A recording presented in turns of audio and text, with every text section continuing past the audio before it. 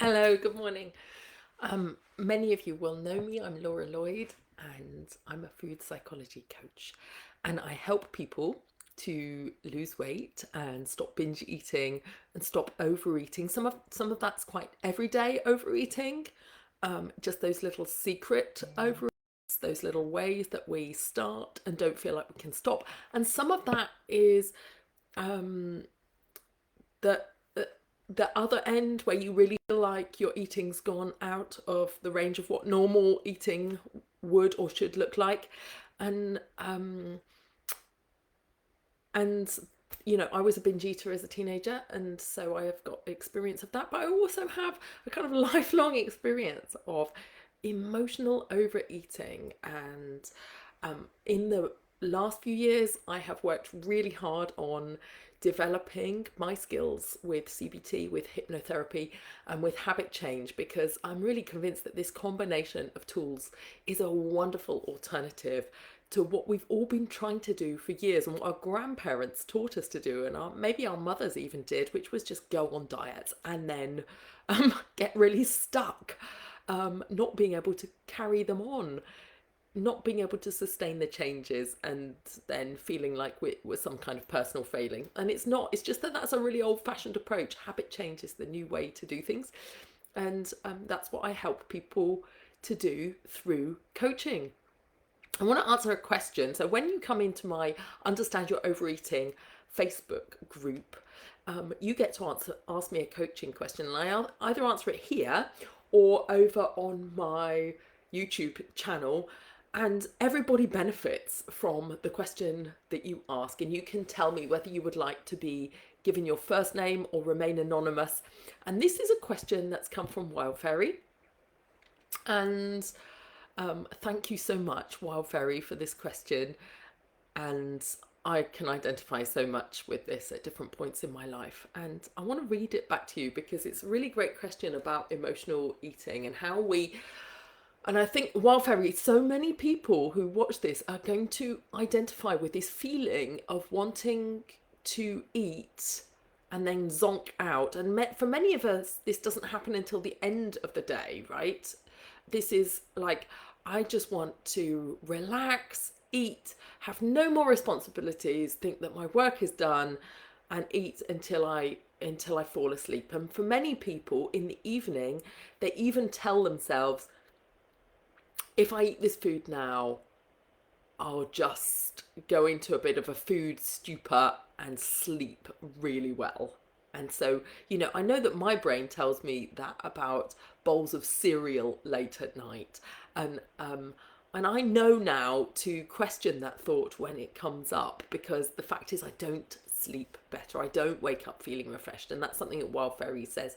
So let's look at Wildfaerie's question, because she puts it really beautifully, and I think the emotion comes through. So I want to reflect it back to you, Wildfaerie. How does this feel when I ask you this?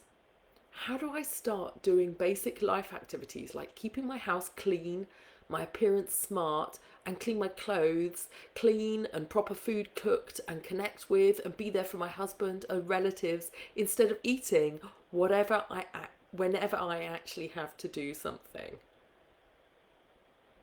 I feel breathless even reading that. Anxiety. What came up for you emotionally? Panic? Above all, overwhelm.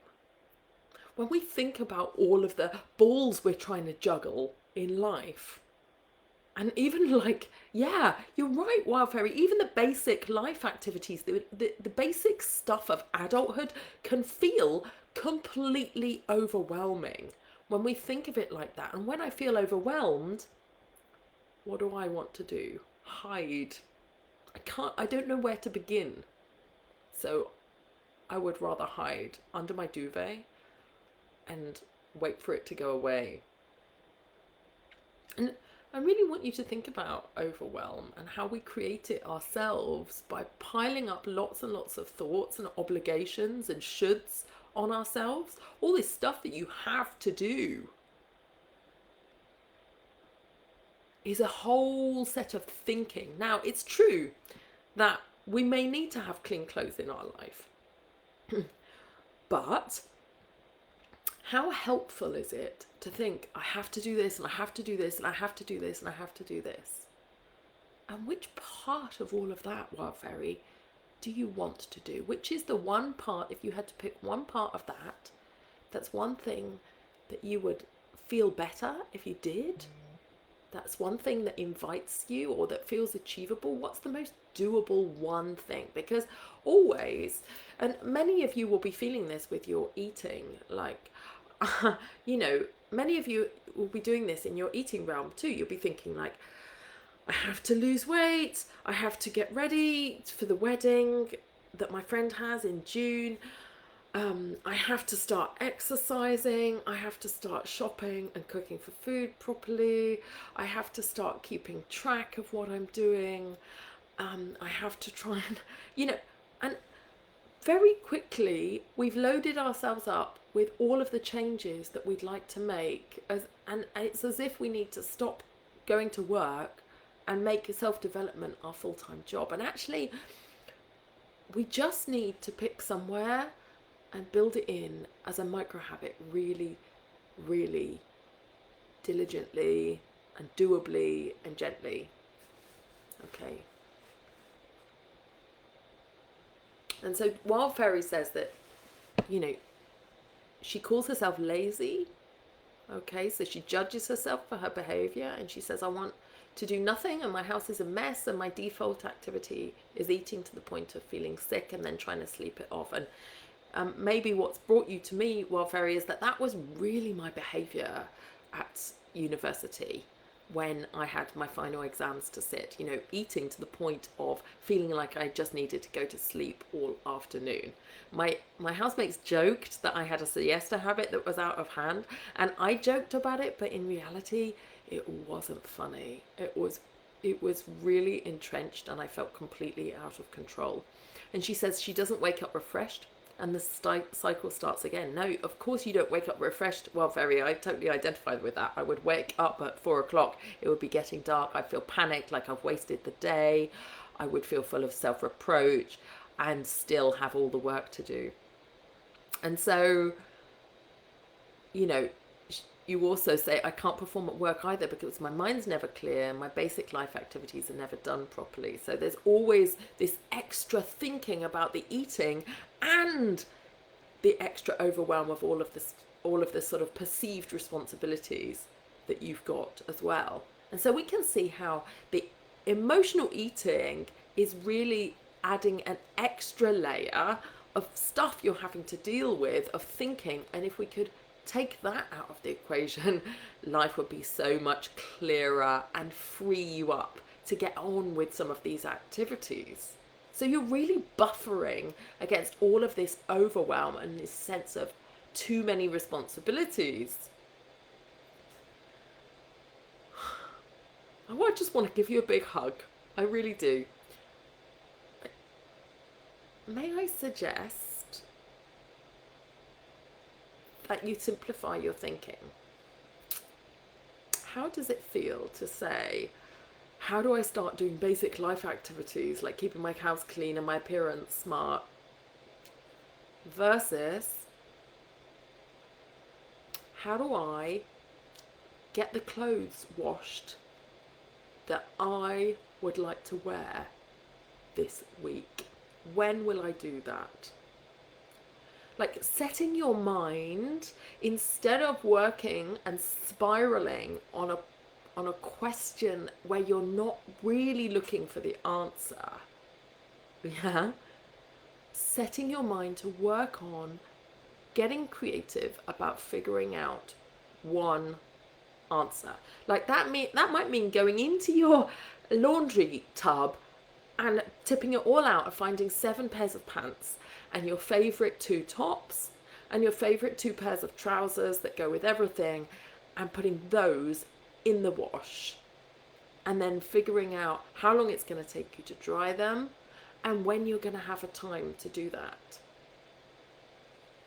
And just doing that one thing for yourself, making it doable, enabling yourself and encouraging yourself to do it, and filling your mind with a thought that I am a badass because I am making life simple for myself.